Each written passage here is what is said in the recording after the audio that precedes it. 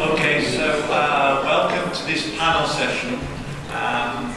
We're going to discuss something really important globally, and you saw today in a presentation from WHO region about the WHO director, Tedros, his passion is about trying to have universal healthcare, and the IS had a mission into universal healthcare which we published in the Lancet, and it's basically how to incorporate all aspects of healthcare so it becomes much more patient-orientated rather than have everything split up into different specialties.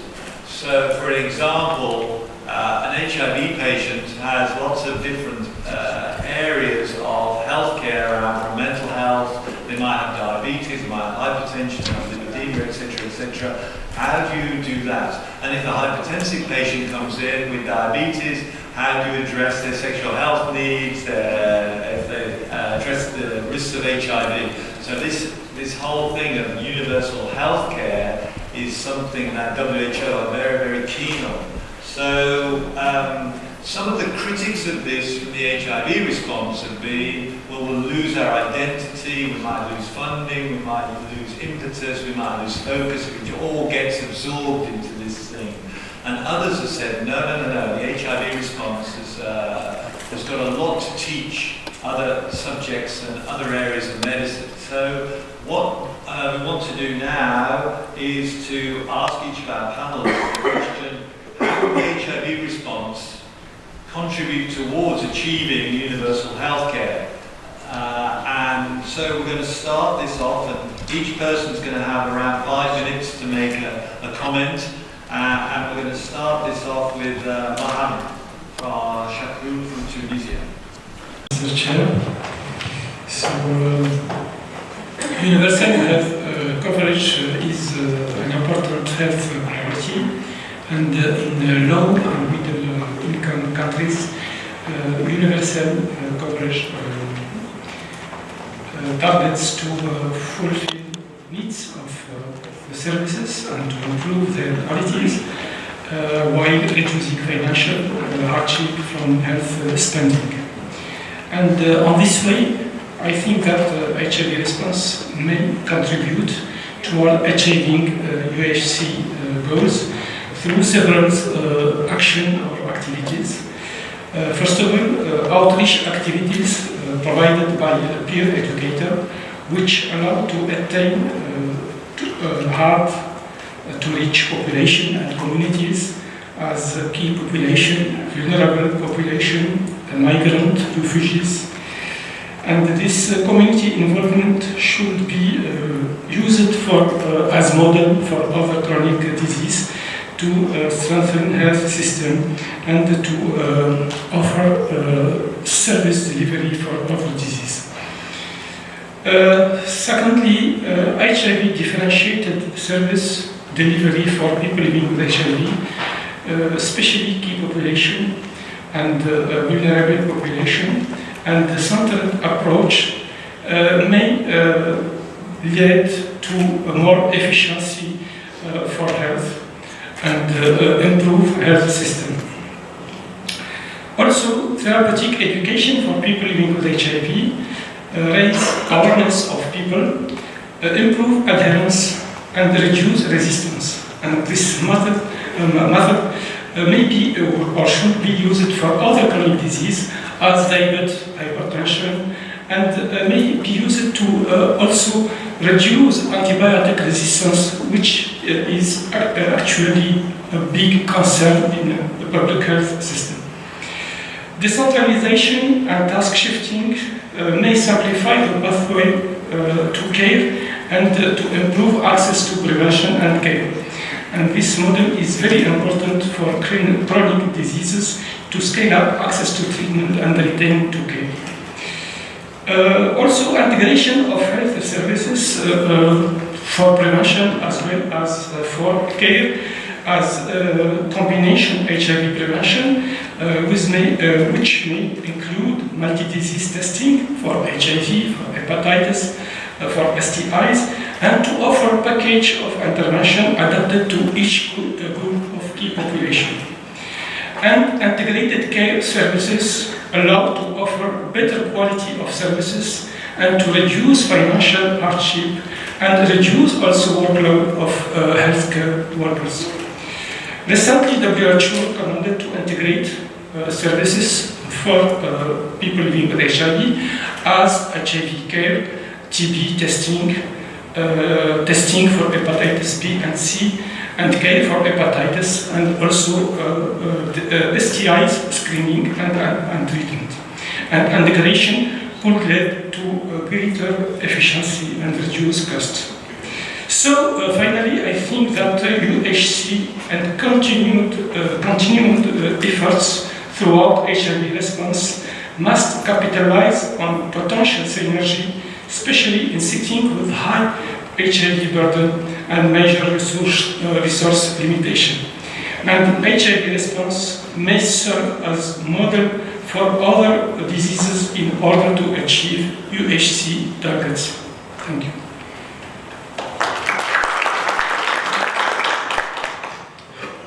Okay, so we'll go through the talks and then we'll open up questions to this topic to the audience. So Ellie, universal health coverage, good, bad or ugly, or?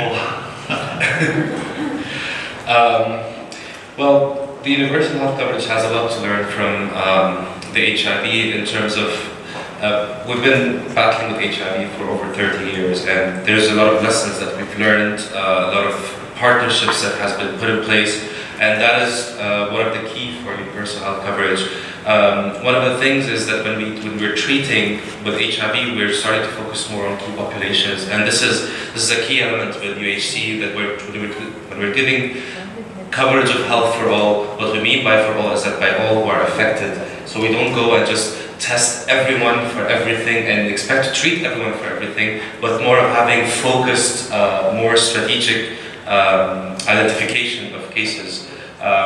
Also the collaboration and the intersectionality of HIV and how different key populations sometimes overlap help to create a broader base and a more solid base for implementing programs. And the same thing happened with joint programs such as joint HIV and hepatitis, or TB, or even malaria. Having these programs work together managed to identify cases better and to see where these cases actually overlap, and figure out the best optimal treatment for them.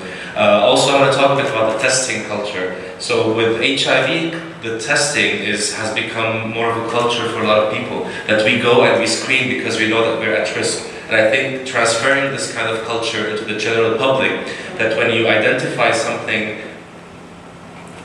that is different in your system or your health, that you actually will get tested. And this is something that we don't really see often, and most of the cases that are referred to medical care are advanced cases or full-blown cases of different illnesses because they were not detected at an early stage. And I think something about the stigma that surrounds any kind of disease, and we were talking about this in the previous session, that most diseases have any sort of stigma related to them. The disease itself and sickness has a stigma to it, and we've learned a lot from HIV and how that can actually affect the treatment cascade. And I think this is one of the lessons that should be learned to avoid having the same thing when implementing universal health coverage. Also, something about community empowerment. So the HIV has taken more of a brand as well, and a lot of people identify with that brand.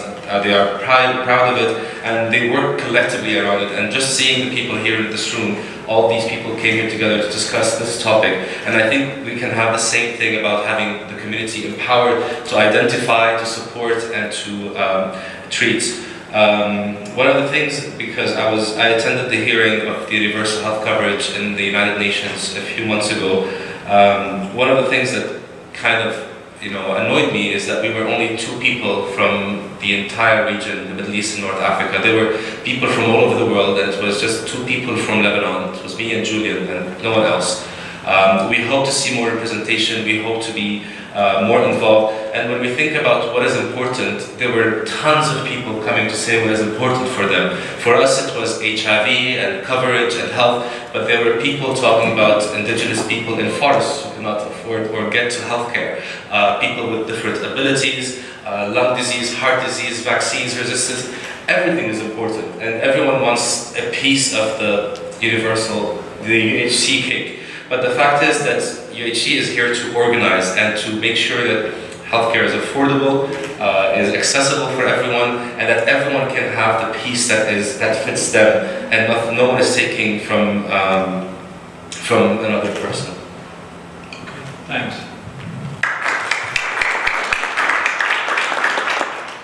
And now Simone, I don't think we've introduced you yet, Simone. Simone Salem is the Community Support Advisor for the UNAIDS Regional Office for the Middle East and North Africa, and she's responsible for the Gender and Human Rights Agenda. Yes. So thanks, Simone. Thanks for coming. Thank you, Anton. I'm sorry I missed. I'm sorry I missed yesterday. It seemed to be very interesting from what I've been hearing, and I'm happy to be joining today. And I just want to, of course, I'm not going to repeat what has been said because mostly what I've been planning to say has been covered. Except that I want to say that the HIV really had a very strong impact in. How do you say it, inspiring the SDGs because of what it has appreciatively done in the MDG era. And having taken these lessons learned, or let's say what it can contribute to the UHC, we think that first and foremost is the human rights aspect. Most of the discourse that we've been seeing, and even with what's happening now with the UHC discussions, it's more technical on mode of payment or payment options or service packages, but who really will speak about transformative gender transformative agendas, right-based agendas. It's going to be the HIV response that had really triggered these discussions. Also, I think we have been saying a lot about a multi-sectoral and holistic approach to things, and HIV has been able to do that. We have even as UNAIDS, as I'm speaking and representing UNAIDS, 11 co-sponsors working together for one disease, and I think this kind of coordination is important.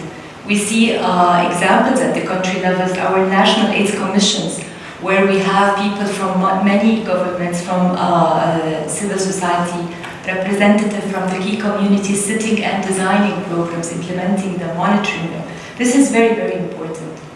And I think what Eli has also touched upon, and Dr. Shakroun, which is what we can achieve in community. If you're saying community UHC without community-led response, it means nothing. It's not going to be happening. We've seen that in the MDGs. One of the main things that the MDGs, when they were evaluated, they said we missed the community voice. People were not at the heart of the response. Until now, we haven't seen that happening, at least from the health agenda, the global health agenda.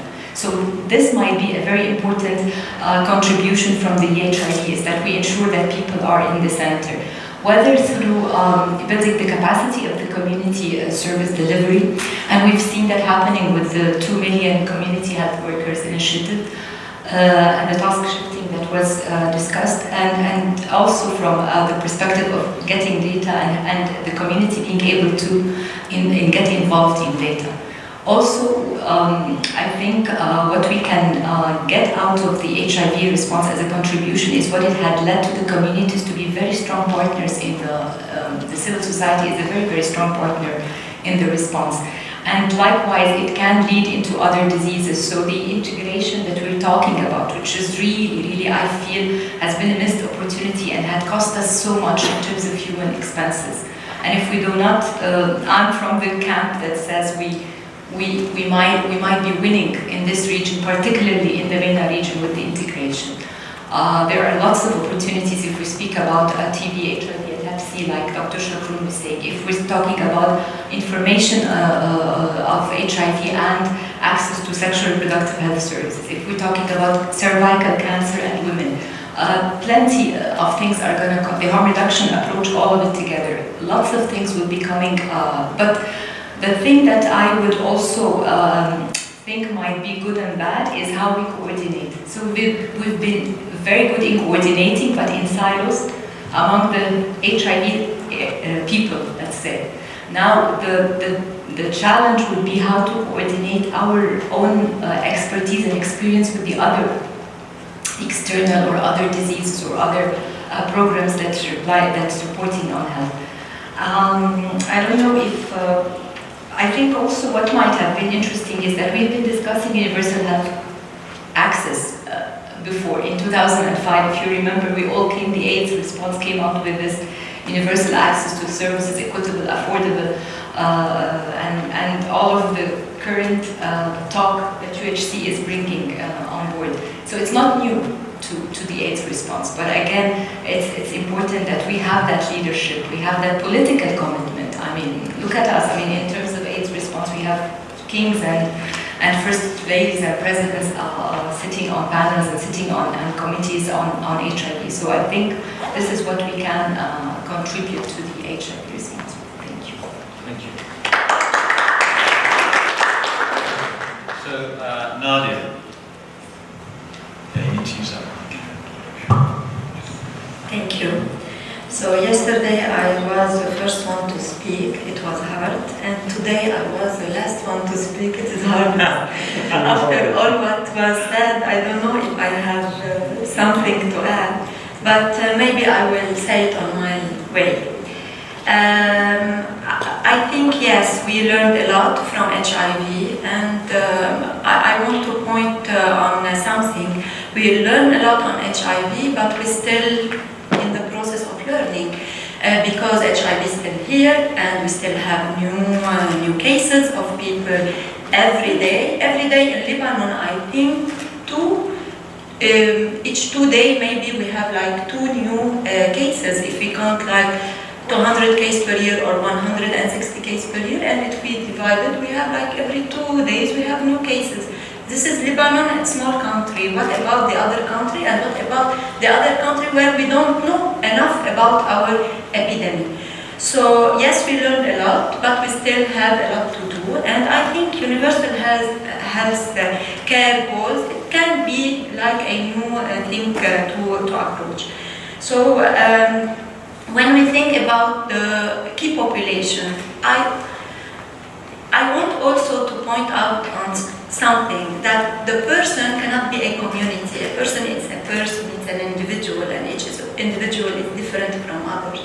So if we are looking to the person who is homosexual, it is a person, member of a community, yes, but it's not the community that replaces this person. I think this is the first that we have to do.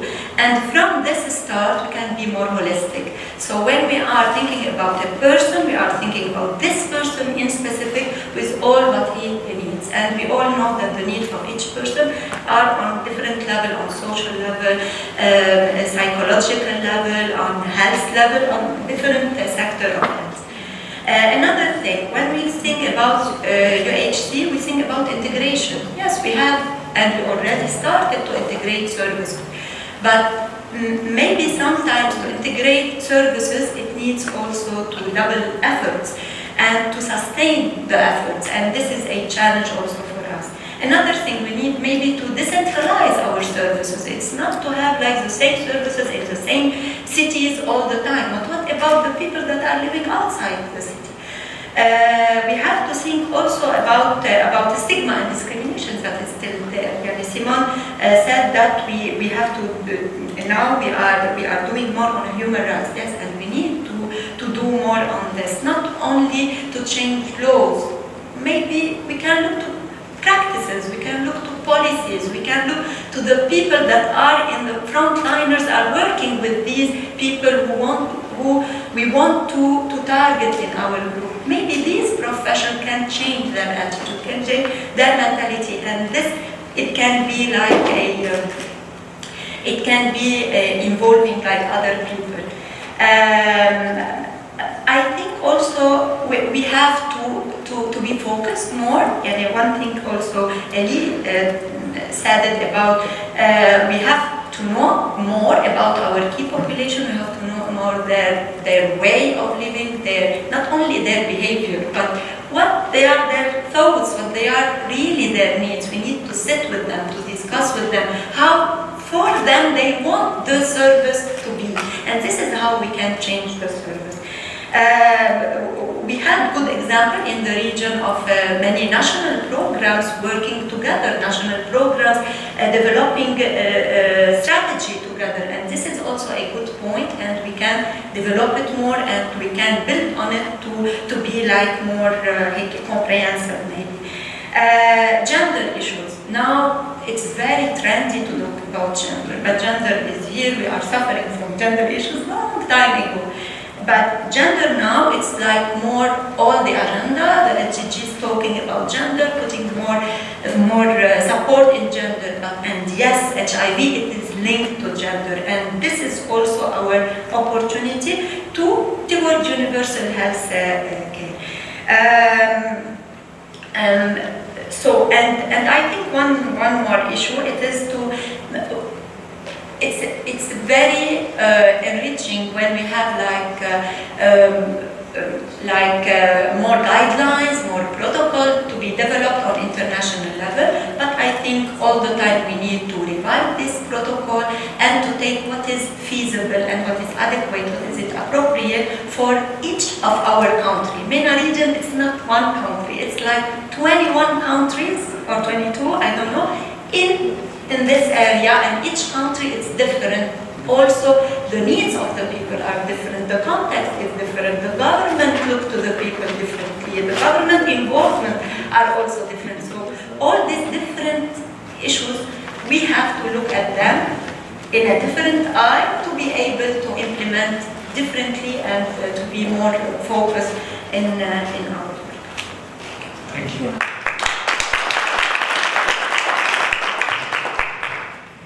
Right, so questions from the audience. Because I just wanted to put something into the air. You know, when we've just heard that you've just been saying places are very different, but then we got universal health coverage. Universal seems to me something where everybody, so the philosophy of it is slightly different to what I also heard about the mechanics of how you do it, right? So the process, and then the product. And I'm still not sure how the philosophy, the process and the product all fit in and where HIV is with this. So it's just something to think about as we get any questions. So yeah, I'll be having an intervention question. Talking about UHC first, I'm Julian, and I was at the multi-stakeholder hearing in New York. Talking about UHC, it's important to know that we have some challenges, and these challenges are really big challenges. For example, when we saw the intervention of the Russian government, when the talk around LGBTIQ rights came up, and it was clear that this will not happen, and decriminalization will not happen for key populations in Russia. And I'm sure other countries, especially from the MENA region, will be having same kind of position. So it's important when to talk about UHC to ensure not only the health coverage, but the social coverage, the safety, the acceptance of all these main components were not present in the countries. UHC will fail. If UHC didn't work for the key populations and the populations that are hard to reach, it will not work for anyone. Thank you. Yeah, Nadia, you just want to respond to that because you were saying that there's an individual in the community, they're part of a community, so they could get around this by saying, well, yeah, we're not going to provide services for key populations, but for you as an individual, we will do ABC. Do you see that as an issue for UHC? I think I totally approve what Julian was saying, because of course now we know that we need to, like, the key population are in need of interventions. But when I said we have to look to the individual in order to be more particular and to respond to each individual differently.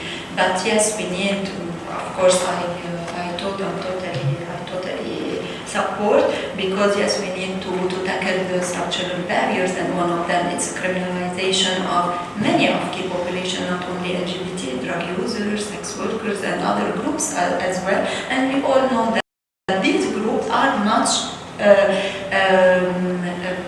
affected by this situation. Anyone else? Can I just add, thank you, Julian, because I think even when we're talking about not a marginalized group, but even if I take gender, you will realize in many of what you said, Nadia, is extremely important. Yes, gender is highlighted and coming up on our political agenda in our region, but gender in terms of generalized women. But when we're talking about women in their diversity, it's not. So these are the things that we need to think of. So even our issues can come up in the universal health coverage, but not the way we want them to come. So this is where the differentiated approach, and this is, I think, where we are, HIV has something, because we've been working on these social determinants for a while. It's not new to us that we speak about decriminalization, not just decriminalization, but reviewing laws and seeing what works and what cannot work, innovative practices in our approaches. Even our programmatic approaches have very good sound innovation that we can take forward. This has not been discussed at a global health interventions. So this is the added value to be able to tackle that. Yeah, so I just wanted to I totally support what people have said. The concern I've got is that governments will say, we are providing UHC within our framework and we're not going to listen or do anything about things that are illegal, right? So they then start using it as a political tool to deliver a healthcare that all of us in this room would say is not universal. But so I just want to put this there because it's an important point, that how do you enforce that people. So the HIV movement has a lot to do to make sure that doesn't happen. For example, even in gender, we're not going to provide women with ABC because in this, like with contraceptive services, with access to abortion, etc., because in this country we don't even think about that. So how does universal health coverage, what is going to be included in it? And that's what worries me, and I think that we should play an important role in making sure that what goes into universal health coverage is universal. Can I just ask Ellie for you to respond, because you went to this meeting, were there any thoughts about what should go into this and how that should be developed? Then we'll take some more questions. Yeah, well, there were a lot of statements. The registered number of statements was 200 that were supposed to be read out loud, and there were only 20. And a lot of people wanted to have their components in. But the important thing, and now that the zero draft of the UHC has been out, and upon looking at it, they do not mention any disease or any population per se, because that will create an issue. Mention one and then we have to mention all of them. But I think the key element at the heart of UHC is patient-centered care, affordable healthcare, and we're not talking only here about treatment, we're talking about treatment, prevention, testing, rehabilitation, contraception, sexual health. So health is not just treating people, it's avoiding getting into situations. And I think the resistance that we saw at the hearing, specifically around the inclusion of LGBT, it was quite a big commotion, and it was interesting, it was hilarious, by the way. But the resistance from certain governments of putting certain language in the draft made us all very concerned that they are aiming at excluding people. And I think I was talking about this with Simone 2 days ago, that it's not about if a person is legal or illegal, because according to HC, it's about people, it's not about their legal status. So if a country wants to say they really have UHC, they really need to be covering of everyone. And that will come with creation of monitoring units like the shadow reports or universal periodic review to actually monitor where the government is, or how good the government is good with the coverage. Shwani, you wanted to say something? Actually, in line with what you were saying, certainly HIV has a lot to teach the world about universal health coverage. If anything, at least in striving to leave no one behind, and to bring up the populations which were marginalized, empower them, and let them have a voice in their response. However, in our region particularly, HIV is very much splattered by the UHC. One, UHC is about primary health care and making sure there's an affordable package of services available for everyone in primary health care. our HIV programs are still vertical programs, delivering services at the level of tertiary healthcare, very little involvement of the community, and very little primary healthcare given to people. Also in our region, most of the responses and the biggest part of the responses are donor-driven. And to get the governments to take this and own it and put budget on it to keep the universal health coverage inclusive of HIV services will be challenging. So there will be a lot of need for the voice of the civil society to make sure that HIV is not forgotten, especially that it is a low prevalence region with concentration in those population groups that we don't like to talk about, and we don't like to make them appear that we have them in our country. The voice of the communities is very important to make sure that HIV included in the universal health coverage agenda, and also from national AIDS programs with all the gains that they have made and with all the efforts that they have been putting since 35 years in the region, that this is not lost to universal health coverage and universal HIV is forgotten from the agenda. Mohammed, do you want to respond to anyone? Yeah. I just feel that I don't want us to be pessimistic because the way the global investment in HIV has been really dwindling. It's not this year. It's been doing this for last 4 to 5 years. This region in particular has been seeing that happening. Most of the Global Fund, which is the most funding that comes to us, we don't have that far. So the Global Fund, many countries are transitioning now. So we are going sooner or later to face the idea that we have to think of the response differently. And if we don't take the opportunity of the universal health coverage and turn it to our benefit, we will be losing a lot. That's the thinking that we need to so I agree, Jumana, we need to think of what might be harming the HIV response, but we also need to think of what opportunities do we have, because we are going there anyway. We will not be stopping the universal health care agenda. We will not be stopping donors from moving away from our region or moving away from HIV. We have a gap of $6 billion in the HIV response. We still have gaps in the response. We still have 5,000 people every day being infected. We still have 4 to 10 people not accessing treatment. So the gaps are major, and we still feel that if we continue doing things as we are doing them, maybe in this region we will not be able to reach where we want to. So there has to be a game changer that we've been speaking about. So maybe this is it, I don't know. It's just opening up the debate, and I'm interested to hear that we have different ideas or different views, but in the end we all care that something definitely has to happen in terms of changing the way things are being done.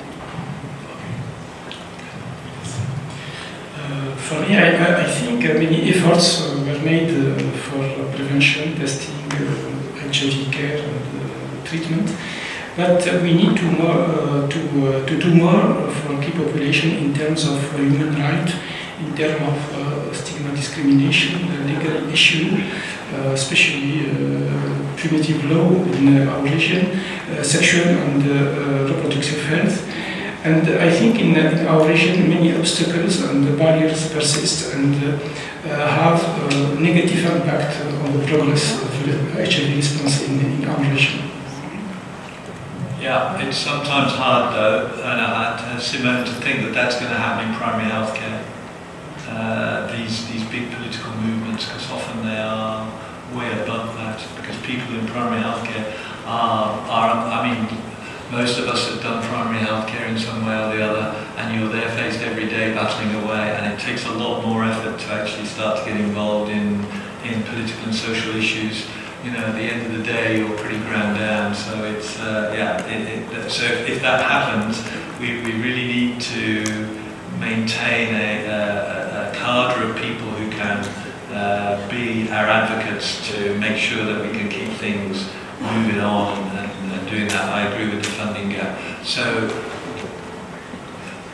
thank you. I think that it's very important that just at this moment universal healthcare was mentioned versus primary healthcare.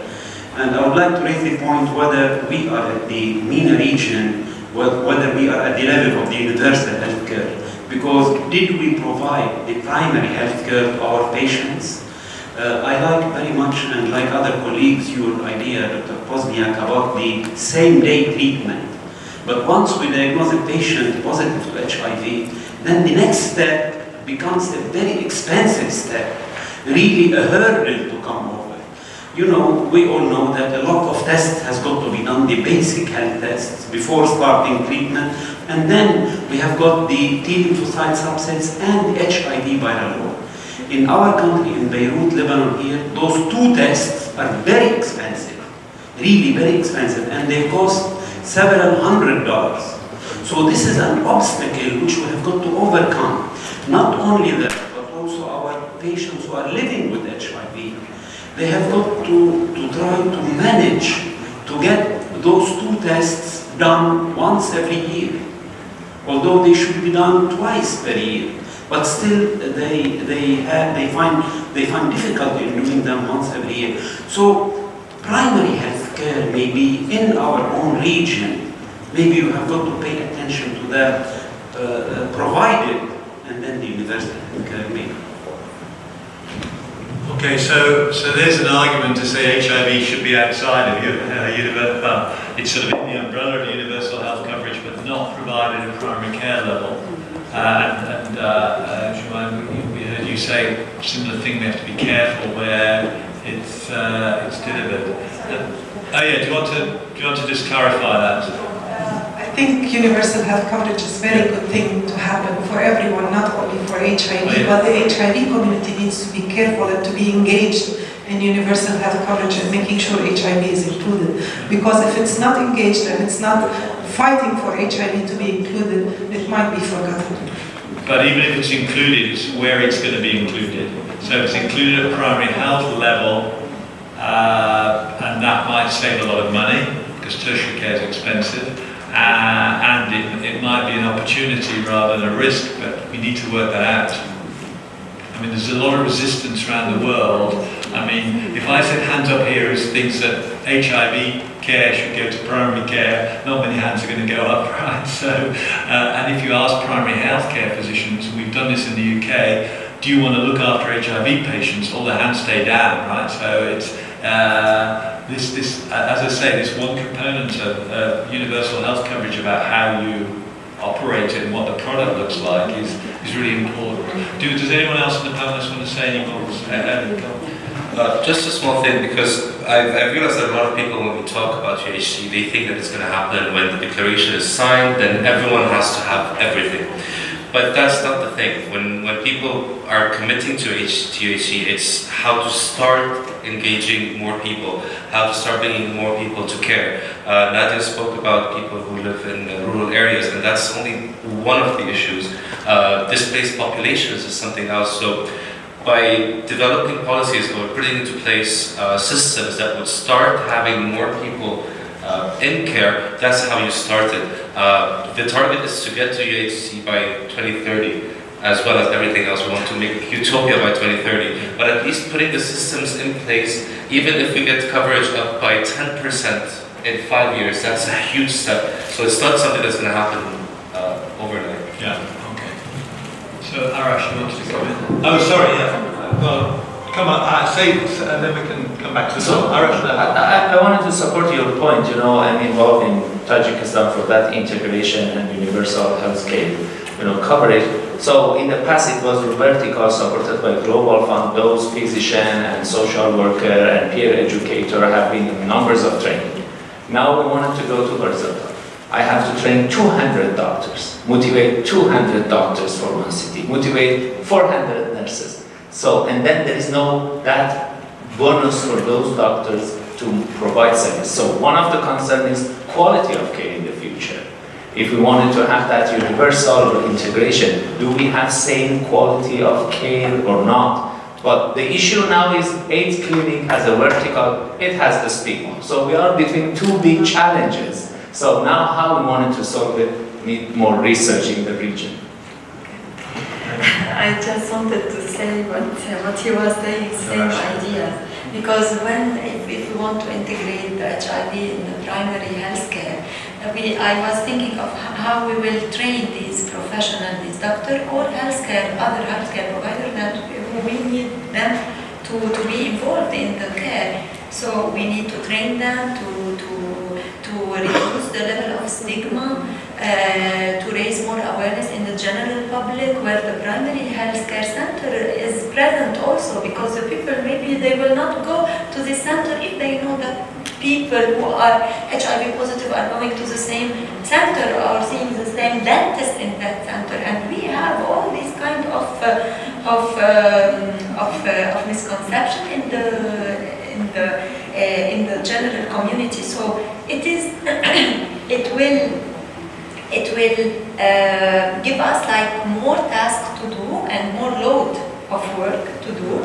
And it needs also at the other level to change some policies in some country. So a regular physical doctor can prescribe the treatment for people living with HIV, or it has to have a degree in infectious disease. I don't know. This maybe we should look to how the system, the medical system, it function in this country, and it is maybe not the same in the other country. So it is not only to integrate it, but what will happen around this integration, and maybe also if we open this fancy center with all this integration happen, maybe no one from key population will go there. Maybe they are afraid to be stigmatized.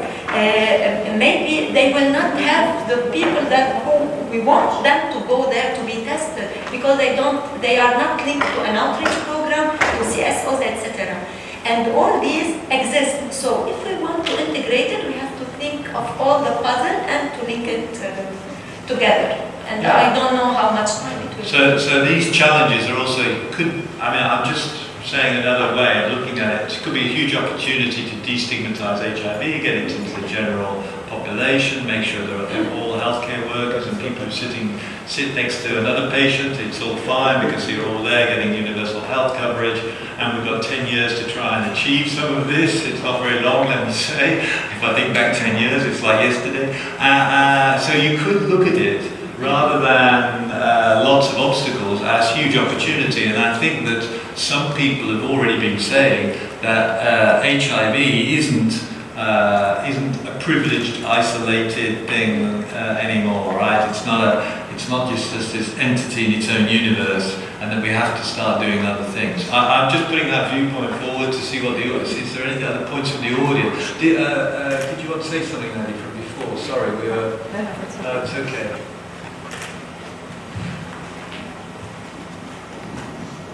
Thank you very much for all these insights. Actually, what I wanted to say has been covered, which is basically we heard a lot from the panel on what HIV has to give to the UHC, but I was curious to hear your thoughts on what UHC can give to the HIV response.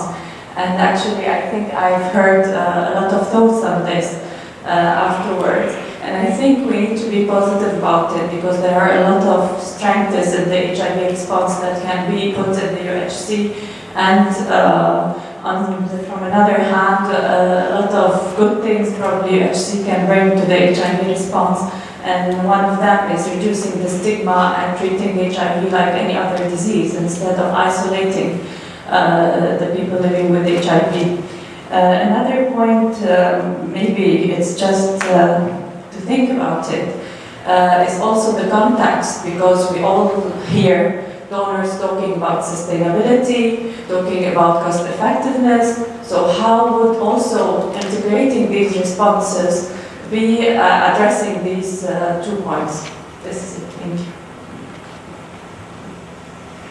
Simone, you talked about money and about funding, sustainability. Where's the, and I don't know if Ellie can join in on this, maybe Julian, about where, if they mentioned where all the financing for this UHC might come from. The wrong person. Okay, well, No, but I can say something about sustainability from the HIV experience. Or at least what has happened maybe in this region. We haven't reached that yet, but it's really something that we've been discussing a lot when we were discussing Global Fund transitioning, which is how we can make use of the good practices with the community work that has been happening. We have very strong civil society, how they can be partnering officially with the governments and doing some social contracting. We're not talking only about governments giving money to civil society. It doesn't work like that. But it's the knowledge sharing, the expertise sharing. So it's really taking what we have been putting together in terms of our efforts with the community for all these years and giving it to the world and telling them this is what you can make use of through this kind of contracting. So this is one way of looking at it, and it's possible and it's happening. I think Morocco, if we have anybody from Morocco, they can share their experience with the transitioning and social contracting, but at least this is one way of trying to, it's not the one that will give you the answer in terms of the millions coming in, but at least it will give one thinking of how we can use what we gained with the HIV response in the community, and I agree, it's the community effort.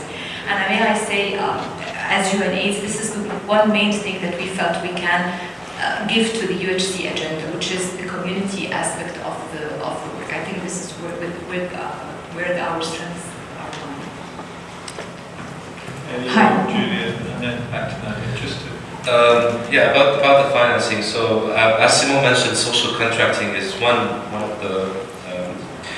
of the keys for actually applying this, and the idea basically is to increase the potential of the country to run itself regardless of external donors. And here we talk about increasing domestic funding when it comes to health, but it's more about smarter investment in health rather than just throwing money there. So as we talked about earlier, targeted testing for populations, specific treatment rather than treating without the proper testing, involving the private sector as well is very important in taking some of the financial burdens from the government and being a co-partner in this. And I think one of the very key issues here is intellectual properties, specifically when it comes to medicine and patents. This is, I mean, in the HIV field, we see that this is one of the major big issues is the cost of the treatments. And for those of you who really go into the intellectual property and the patents and costs and how these things come to happen, no same medication has the same price in two different countries around the world. So a lot of the big effort is going to be put on pharma companies, on having more access to their patents and being more available, so that lower and middle income countries are able to produce generics that are as effective but are cheaper, that can go properly into their national health strategies. Julian, did you want to add anything from the meeting about that? I think the issue of financing and how we will be able to come up with, I mean, who will be financing UHC, it was brought several times during the meeting in New York, yet there was no clear answer around this particular question. Even at the GAP meeting 2 days before, we have raised that question several times there when I was present, and we didn't get a clear answer on how this is going to be happening, even how civil society organizations will be taking active part when it comes to UHC. So I think we will just be trying to, as the discussions are still, the UHC discussion is still coming up newly, we just need to try to find out as much as possible information around how this is going to happen. The countries that are going to attend, what their position will be. So it's all not in a very clear image. Okay. Nadia, do you want to add something? I just want to highlight the issue of yes, financing the cost of the services that are provided. If we are integrating maybe these services into primary healthcare, and if the primary healthcare are already funded by our government, but we have not to dilute HIV in it among other things, because it's easy to do it, because HIV doesn't concern maybe the general population like other diseases. It concerns some gay population that nobody want to hear about it or to deal with them. So this is also, it's a how we can ensure the quality and with the same finance. can we, for example, make a dentist or whatever, a practitioner, to give the same service and same quality when it comes to a person living and to a person not living with HIV? Can we oblige him to do that? Can we develop his competency in that? So this will lower the cost because we are using the same person for many services, but at the same time, are we ensuring the quality or no? I don't know, maybe it will take time to reach that point. And yes, I think CSOs did a lot of work, community workers did a lot also in different settings. Thank you. There's a question. Hi, I'm Colleen Cunningham from Duke University. Just along the discussions about transitioning HIV care to primary care, you know, there are old data that actually show that people have better outcomes, HIV-infected people that are seen by individuals who see a lot of HIV patients have better outcomes than people that are getting HIV care from somebody that only sees a couple HIV patients. Now, that was done in the days where care was a bit more complicated and the regimens now are simpler and less toxic. That said, I still haven't seen good data that says that you now can sort of just have HIV care done in any primary care office and everybody will do just as well. And so I think it's going to be really important, to, as you said, to capture those data because you want to make sure that there's good quality care and it's not just like every practitioner has one patient with HIV that they try to take care of among all the other millions of things they're trying to keep up on. Yeah, I mean the trouble with, I shouldn't use that word, one of the issues with healthcare is this tension between individual care and public health. And universal health coverage is about public health. So there may be countries where universal health coverage is interpreted in a slightly different way. And I think it seems to me that the impetus for universal health coverage is more towards lower and middle income countries than those with sophisticated healthcare.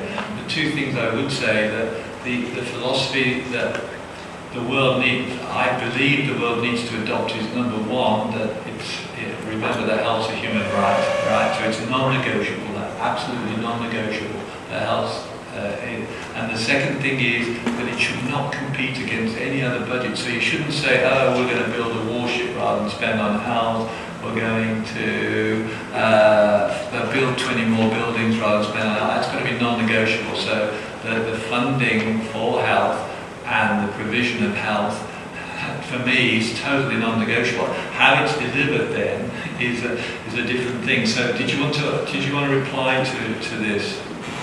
Yeah, I wanted to talk about the differentiated care delivery, where up to today, people who are doing very well, who are healthy, people living with HIV with good health and stable on their treatment are still made to come to the healthcare center, to the tertiary healthcare center, once every month to collect, just to get their weight measured and take their medication and go. With differentiated care, it can go to the primary healthcare level for well people. They don't need to go every month. They don't need to go to the tertiary care hospital, I don't know where, at the end of the country.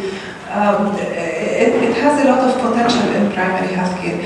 And I don't think quality would be compromised. Of course, volume brings quality, but also when it is a simple one pill a day medication, someone who's doing well, why should it be going to the highest level? Why should it be so difficult to be maintaining quality? I think those days of keeping people living with HIV, at guard every month coming to the tertiary care hospital are gone. I don't think they are needed anymore. So some of the strange practices we put in place over the years, I agree. I mean, in Tanzania, in the project that I helped run, we have just healthcare workers, and they're not qualified as doctors or nurses who provide that service, right? So, anyway, so there's a lot of checks and balances around that, but it's true. So I take the point that there needs to be somewhere a very specialized service, that's what we're saying, but also in parallel, a lot of patients can be looked after and the community. So did you want to come in and then I'll come back to the panel about this point? Yeah, regarding the, whether we have, to see the HIV patient in secondary or tertiary care or primary care, I think it has to go back to the country itself, what they can do, how they can provide it. If they have enough infectious disease, enough in clinic where people can reach it, fair enough, people can deal with it. I'll just give two examples from the Gulf countries. For example, Bahrain is a small country, so we have on one center. Actually, I'd say 15 years ago, the primary care physician were taking care of HIV in Bahrain, where the care was not up to standard because they were not trained enough to deal with HIV patient. So then we said, because it's small, it has to be one center, so we gather all the patient, and now they are treated in one center. But you are talking about Bahrain, where it's from one end to one end, it's half an hour driving, so that's the maximum they can have to drive. So that's another issue. If we take the other example in Oman, they have, say like few ID physicians, where they are, most of them within Muscat, which is the capital, and they have like several, secondary, tertiary hospitals, where they're treating HIV. But they have problem with the HIV epidemic, and it's increasing year by year, because they have a lot of rural area behind the mountains. There are small villages where they cannot reach, and the people from there, cannot come to the capital. And where they started actually training the primary care physicians in those centers to treat the patient. Whereas we know, as of today, the treatment of HIV medication-wise, it's easy. You choose this pill, it's 1 pill, 2 pill per day, and you have to deal with the rest, which is basically primary care physician for the HIV, dealing with all the comorbidities. So that was the optimal solution for them, and that was the other for us. So I think from country to country it varies how much your capacity, how you can deal. You have to get the best approach to reach most of the people. Maybe not the best quality, but that's what we have, and this is how we can deal with it. Okay, there may be some tension if you're supposed to be doing universal health coverage in your primary care centres and they say that HIV should be included there. But I take the point. So can we come back to the panel about what's been said? So, just I would like to come back to quality of care, and the quality of care is also related to availability of drugs, also availability of simplified guidelines or recommendation, and test for monitoring. And the WHO can know more and more simplified regimens, including more effective drugs and less toxic drugs, and more easier regimen, one tablet once a day. And we have to pay attention that quality of care should include also intervention for adherence, because adherence is now strongly related to efficacy. And without adherence, we cannot reach efficacy, and we can, in this case, lead for resistance and HIV drug resistance and transmission of resistance virus. Exactly, thank you, Dr. Shafroun. You paved the way, because now simplified drugs, now simplified services, and I think the primary health care we're talking about also task shifting to community health workers, non-specialized people who can be trained as well in these centers and give the service as much as the physicians. And I'm happy that WHO as well as other people started speaking about the importance of community health workers and how they can really be given the chance. So I think this is all inclusive in the way forward, and also what HIV has been pointing out and speaking and saying they can do the work, and they definitely can. Just to comment on what you said about health is a fundamental right, and I cannot but agree more, to the extent that sometimes I feel, maybe I shouldn't be saying this, but having done lots of investment cases, but sometimes I feel bad when we say we will convince the government with an investment case, as if health is not important enough in itself as my right, and I need to prove to you that with money, when you get more money in your pocket, you'll be able to give me the service I need. So it will never come out of it, but I'm just saying that for the first time with universal health coverage, we hear no one left behind. We've always been saying this as the AIDS people, but coming from different other, I think this is an opportunity that we can take against them. You said no one left behind, and you make sure no one is left behind. Just I have to add a comment. When we talk about quality of care, we don't talk about quality of life. I think quality of care is related to quality of life, and we improve quality of care, we can improve quality of life of people living with HIV. I think with HIV response we did that. I might just raise some other issue that comes out of universal health coverage. If you go to the TB community, you hear them wanting the same thing, which is fantastic, but they then say, those guys with HIV have got all that money. We don't have any money. If only we had the money they have. And you can see that then, you then go, I can then say, all those oncologists, I mean, for each patient, they get so much money. If we could just have that money for the HIV response, look what we could do with it. And it's, I'm glad you said what you said, that actually nobody can decide where the funding's coming from. This cake somewhere will have to be divided up and spent in some way. Now, I'm not saying, when I say that health's a universal right, that everybody should have access to every single health intervention that's ever been invented, right? But we should have the right to lead a healthy life. That's rather different. But the rivalry in here is a challenge for us. And I don't know if anyone else has experienced this from other disease areas in their departments where they come to the HIV group. They might, and I'm going to talk to the NGOs and activists here, where the other activist group are actually jealous of what you guys have done. I don't know if anyone wants to comment, but I know we're all smiling, but actually that can be an erosive force, right? An erosive force when it comes to trying to get things done. I can just give you a small example. I work in an organization that deals with LGBTI rights and health. And often when we're discussing about funding, they always say, "Oh, you HIV, you have your funding ready. We have to work for our funding to get it." And when you even go to HIV and then you go to different countries and you say, "Oh, you have a low burden, your funding is enough for you," and then those say, "We have more, So it's really, the issue of funding is very sensitive because it just depends on how you look at it. Yes, there are countries that get far more funding than others because they have a lot of issues to deal with. Just what we heard 2 days ago about the issue in Pakistan. They recently had 800 children diagnosed with HIV in 1 week. I mean, and we have 4,000 people in the country, and sometimes it's harder to manage. And then when I think that they got 1,000 cases in a week, I can't imagine how they're dealing with that. Do you want to come in there?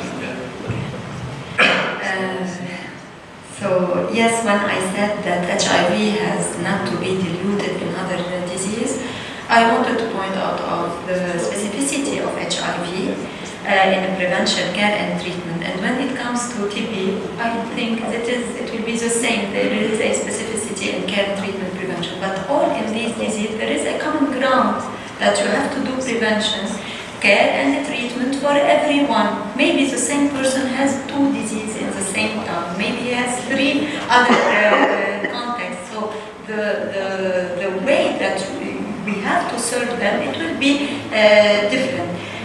So if we want to integrate it, we have only to bear in mind the specificity of each of the cases. So it is really HIV. It's chronic disease, but it is not similar to other chronic disease until now because of the stigma, because of the treatment that is not some kind of available, about the prevention also that should be the path that we were talking about. All these are specific to HIV, not to other disease. And when it comes to funding, I was laughing, not because HIV has a lot of funds, because no, the reverse.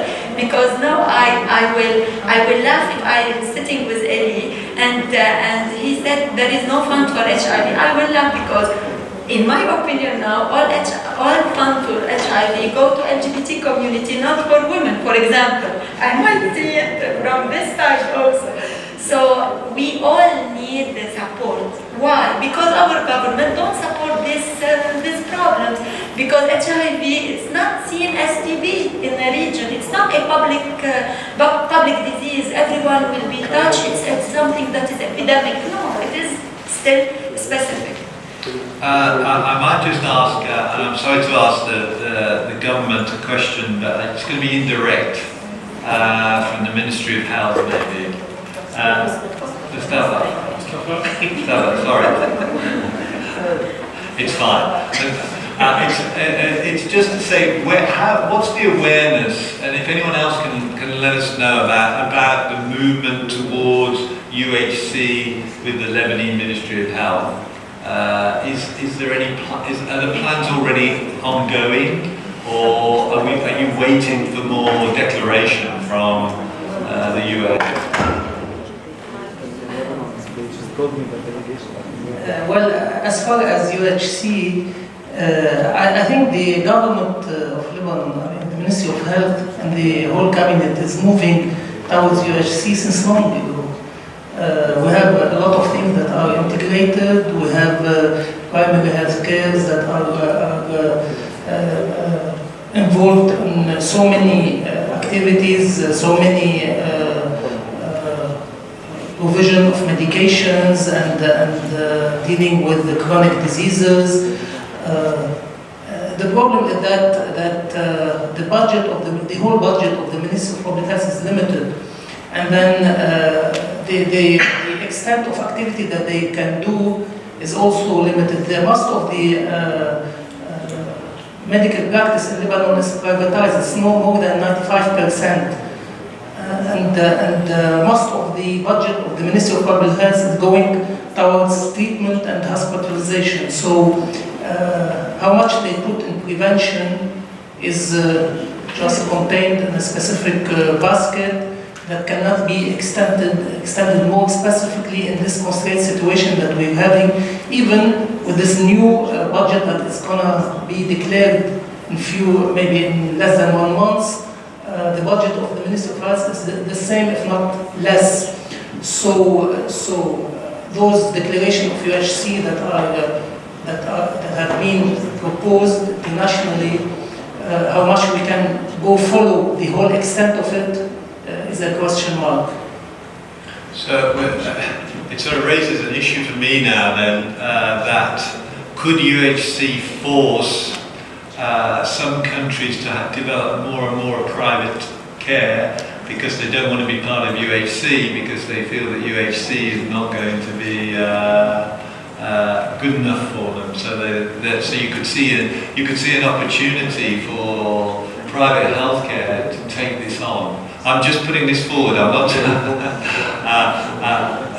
So that's because in some countries people say, I'm not going to the public sector at all. And if the public sector is delivering something that wasn't like it was before, you might think you're going to take out health insurance and start going privately, because they will provide the model maybe from the past. I don't know if anyone's got any thoughts about how. So that's a challenge, isn't it, for us? If we're going to have HIV within UHC, it's all about this maintenance of quality, confidence, financing. There's a whole raft of things that we want to put inside there. However, and then maybe have a level at which secondary and tertiary care must still survive, because otherwise we couldn't cope with such a complicated problem as HIV. Arash, you want to come in there? That's a fantastic question. What did we do in Iran? So we had big issue with methadone distribution, methadone clinic with millions of drug users. So it was 6 months pilot for 4 private clinics. And after that, now in Iran they have 4,000 private sector. They provide MMT. That was one of the public-private partnership we did. For Tajikistan, we are going to have public-private partnership for hepatitis C, because we have same issue. There is no money from government. But the point is that how private sector can make money and provide service for vulnerable people. This is the project we are working. In Iran is 10 to 15% of clients must be free of charge, because those private sector make money and they save money for their pocket and use it 15% provide service for homeless people in the street. That is one of the models we can learn. So can we give the microphone? No, it's just a political decision. Yes, policy, yeah, it's So policy. you can make money, you can be private sector, make money, but you have to Yes. fund some part for the less fortunate. Yes. You cannot afford it. Yes. Well, to someone from the UK, that's not great because we want free healthcare at the point of access, right? So, which means everybody, if countries that don't do that have to increase their GDP on spending on health. And our GDP is less than France, and our GDP is less than Scandinavia. Okay, so okay, so that's an interesting concept, but whether it'll work, I don't know. Yeah, certainly the role of health insurance is quite substantial here.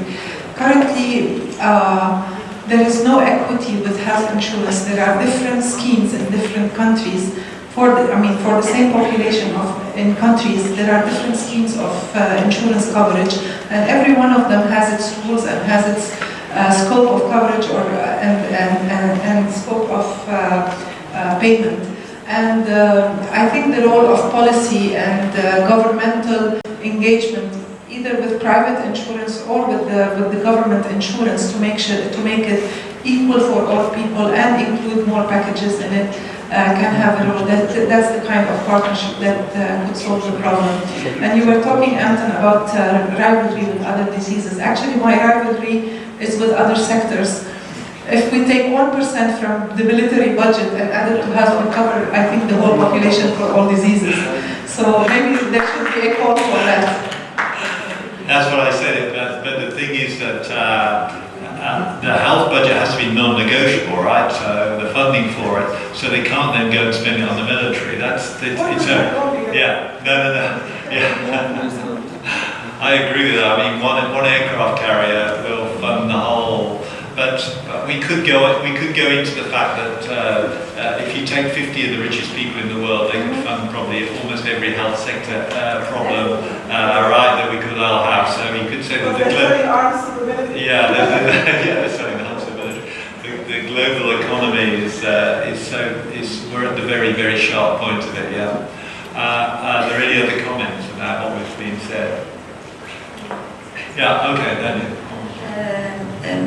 I want to say something about mental health, and there is an experience also with WHO and the new guidelines of mental health to make it like a service delivery at community center with community workers, and this is mental health. And all of us, we think mental health, we need like this quality of service to be, and this quality of professionals or this high level of professional. Then when it comes, the new guidelines is to make it simple the service on mental health and in the hand of community actors, and this helped a lot of people to make sure that they are on the treatment, to be followed, etc. So this is which it was a good step, for example, and we can learn from it because Simone was saying, so now the WHO are changing a little bit their mind.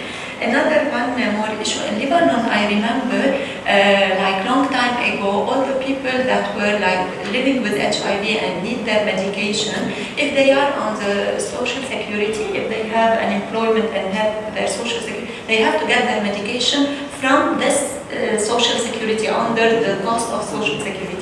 But there was an advocacy that was done.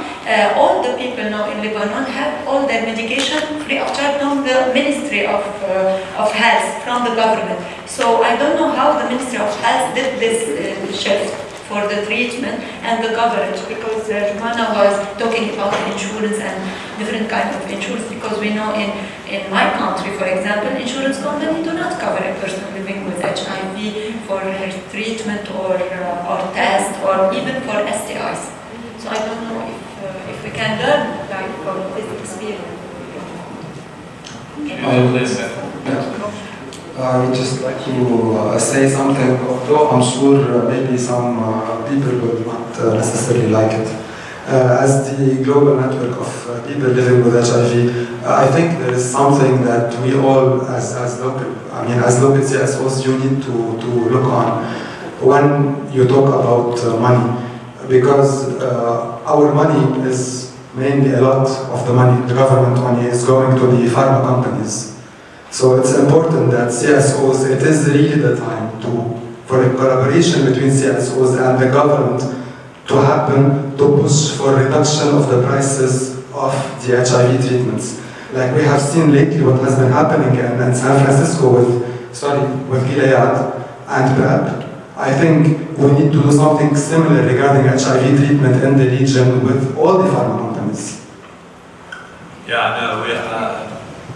The group that I'm with, we've written a lot about the cost of drugs. And I mean, for example, now, dolutegravir triple therapy in Africa is $78 a year. So I maybe can ask you about what's going on in Lebanon in terms of cost. We had this conversation yesterday, and I think it's an important one for everyone to hear about the stress that you guys are putting in the ministry to try and to do something to get the prices down, and also the difficulties that governments have because of all the agreements that have been signed in the past about patents, about putting it into the patent pool and who can supply it and where it comes from. It's a very complicated matter, but I wholeheartedly agree that before you answer, I just want to give you an example. If you go to Latin America, places like Chile and Argentina, which aren't exactly high-income countries, right, have to pay very high prices. If you go to Belgium, you pay twice or 3 times the amount for Truvada that you do if you walk into France. And this, I think you mentioned it earlier, that this pricing issue is crazy. And I just think that if you have a problem that's increasing, this is my philosophy, like you have in the Middle East, North Africa, and in Eastern Europe, the prices should be the lowest possible, because then you take away one of the barriers for tackling the epidemic. But because they're not classified as low-income countries, you have to pay a lot of money for them.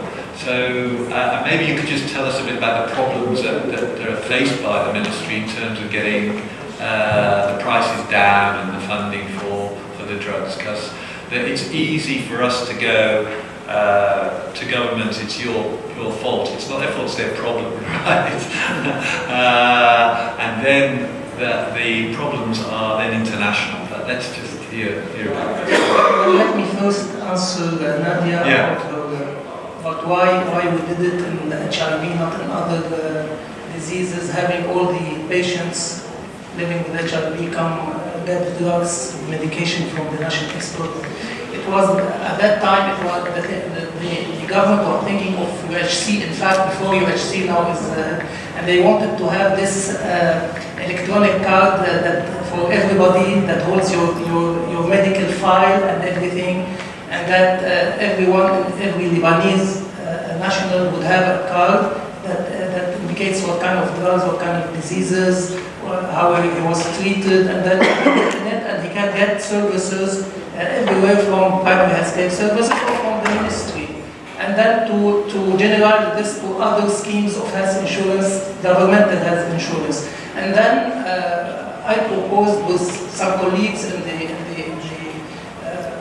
HIV domain to pilot this with HIV patients, and it works out that it was good, and then we transferred every patient under other scheme, other governmental scheme into the Ministry of Public Health, and by this we contain the situation in terms of treatment, disruptions, shortage of supply, everything that can happen in any governmental scheme, governmental insurance scheme, and it's working well like that. In fact, after the UHC getting more on the agenda, on the world agenda, the government is still thinking very, very hard to have this card developed for everybody, and then to make agreement with all the donors, even the insurance, private insurance, to be involved in this unified electronic card, patient electronic card. As far as negotiation, you know, the government of Lebanon is bound to international trade agreements, and the classification of Lebanon as upper middle income country. There are specific rules and regulations in the agreement that entitles Lebanon to get medications, brand medications, and generic medications according to the agreement. So at the beginning, when we started getting or purchasing medications, we were bound by one pharmaceutical, and they were monopoly in this, with this pharmaceutical, and the prices were up to $1,500, $1,200 per patient per month, imagine. And then, thanks to the National AIDS Conference, where I was with some colleagues at I don't recall which one, and we met with some pharmaceuticals at that end, and then we invited them to Lebanon to come and assess the situation and see if we can negotiate getting their medications into Lebanon. And we started negotiating medicines and drugs, and by this we cut this monopoly of one pharmaceutical, and then we imported as much as we can new brands of medications. Unfortunately, we're still bound by these rules and regulations of the international trade regulation in relation to pharmaceutical, where we cannot bring generics when they are not permitted internationally to be sold. But the competition between pharmaceuticals to get the market in Lebanon is bringing the prices down, and one will set at like $340 to $400 per patient per month. Unless there will be change in the international trade, and then there will be permission of generics to be sold when the brand is there, we're still in the same situation. Yeah. Elliot and Simon. I just wanted to add two things on the medication, on the ARVs, and also on the financing issue.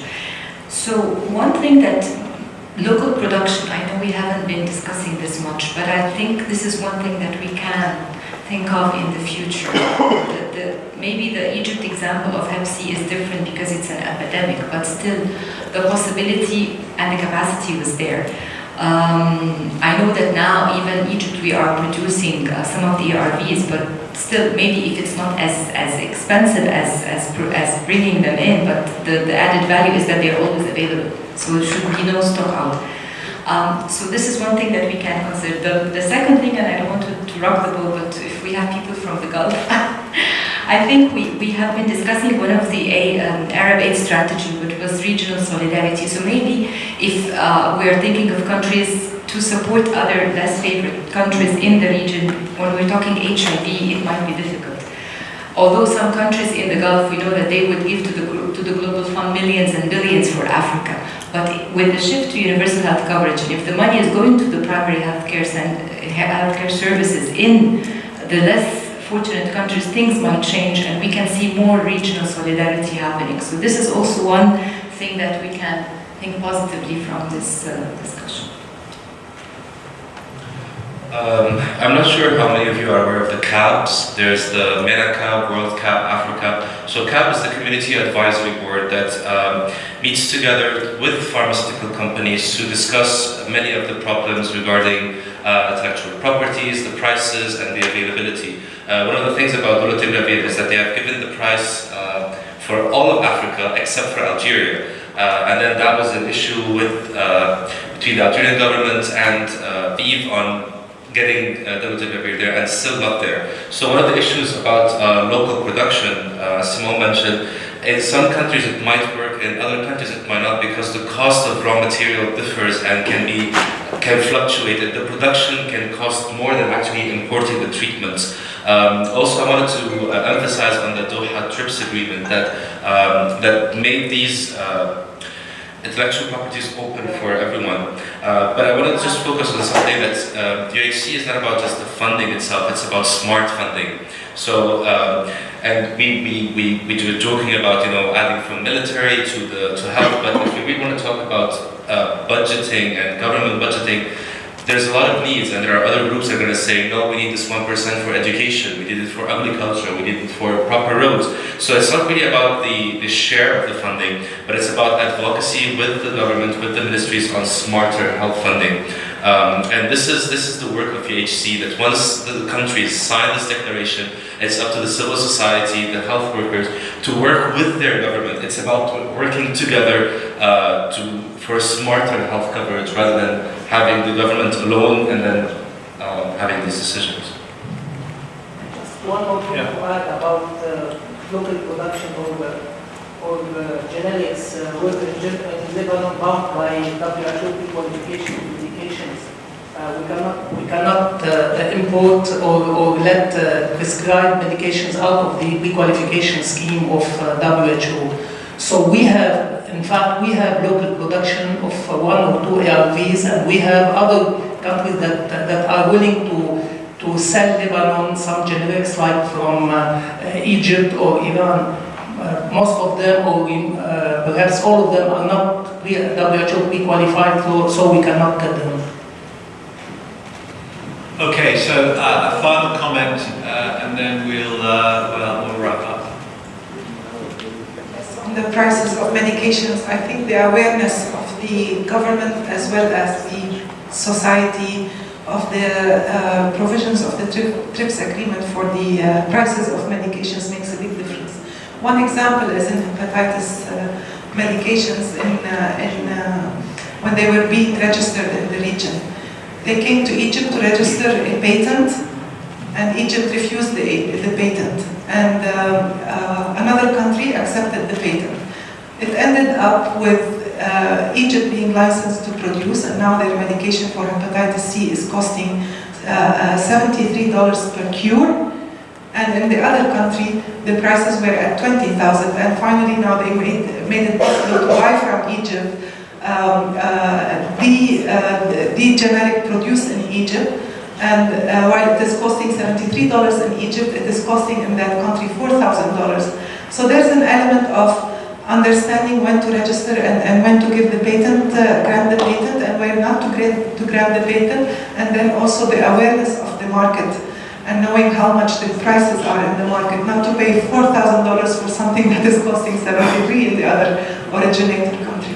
Yeah, well, you're paying, I think, a lot of money when it costs $73 in South Africa for dolutegravir triple therapy. So, anyway, I think we've heard a lot of challenges today about, first of all, understanding what UHC is going to be, because it's still quite a difficult concept to grasp when we've been all our lives living in these health systems.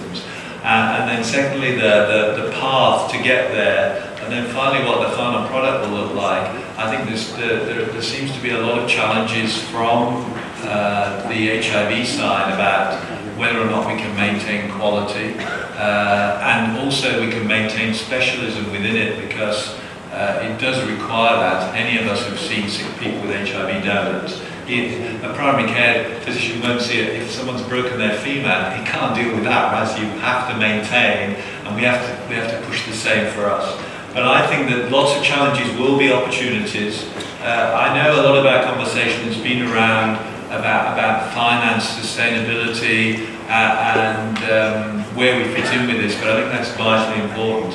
I'd like to thank the panel for fantastic contributions and comments, and for all of you for joining in and being part of the conversation.